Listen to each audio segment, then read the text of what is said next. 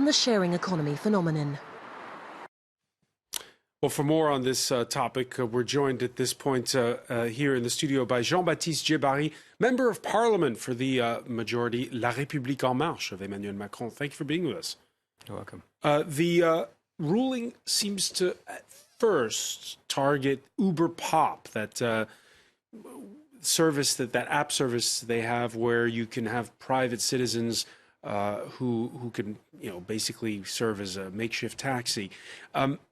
UberPop no longer legal here in France. Does this ruling have an impact on France? I think you're right, but the ruling has a broader impact, I think. And it's good that the EU top court said you need to regulate Uber as a transport company and not only as an app that connects individuals to non-professional drivers. Because essentially the business model of Uber is to transport people. You don't use Uber as an app, you use Uber to get from point A to point B. So I think it's good, and it's good both ways. It's good to provide competition where Uber can no longer or does not longer operate, or does not operate, and it's good for people working here, for example, as non-professional drivers that needs to be properly trained and licensed. I imagine your constituents are of two minds. On the one hand, they want to see those benefits and that protection for cab drivers, because regular taxi drivers pay their medallion, have pay up for their benefits and payroll taxes and all the like.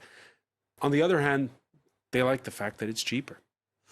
Yes, and I think basically when Uber came in France like 4 years ago, you had this big drop of price, and obviously the user was very attracted to the service that was being provided. And then you started to listen to social issues that emerged from this newcomer in the transport services.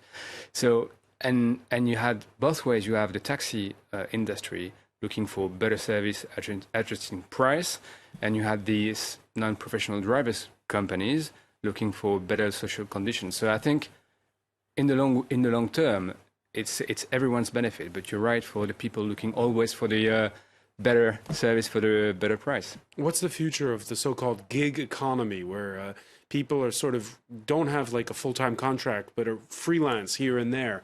In fact, oftentimes they work for Uber, but they might work for a rival service as well. What's the future of that after this ruling?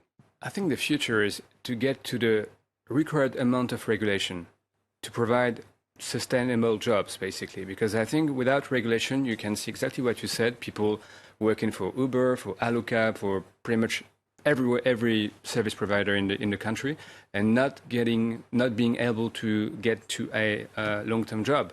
So if you provide the required amount of regulation, you stabilize those jobs, basically. So I think the future is for this service to be able to provide their offer in a competitive market, but at the same time to get the required amount of regulation for this service to be sustainable. Now, there's resentment against, I guess we could call them old school taxi drivers, the fact that they had for so long this monopoly, that the service was expensive, not always efficient. What's going to be the future now? But I'm a user of the national the taxi companies in France, and the service just got better and better because of competition as well. So I think there's, of course, a service for a future for taxi drivers. I think they adapted to this new competition and they got better. So, and you don't have enough offer, especially in Paris, for everyone, especially at peak time. So there is place for everyone, I think, in every type of models. Place for everyone. Uber's an international brand. When there's incidents like the one we saw over the weekend where a British citizen was murdered in Beirut by, it appears, allegedly, the driver of an Uber. Does that make you think that could be these kind of safety issues here in France? Well, possibly, but that comes with the fact that we need to license, train, and check people, basically, to avoid that kind of unregulated events to happen.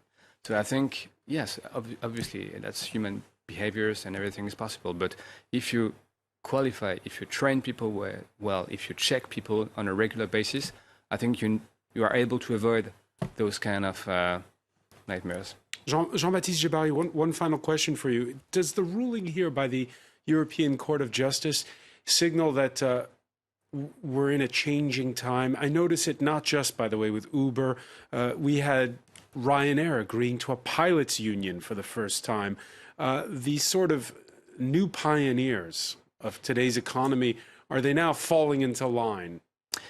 I think you're right. It's a new time because transport, or delivery for that matter, can no longer be considered as commodities. And I think there is a cost to transport, there's a price to transport, and that needs to be integrated in the business model of those companies. And obviously, there is an issue with social conditions for, you mentioned the Ryanair pilots, and Ryanair, what does Ryanair do basically?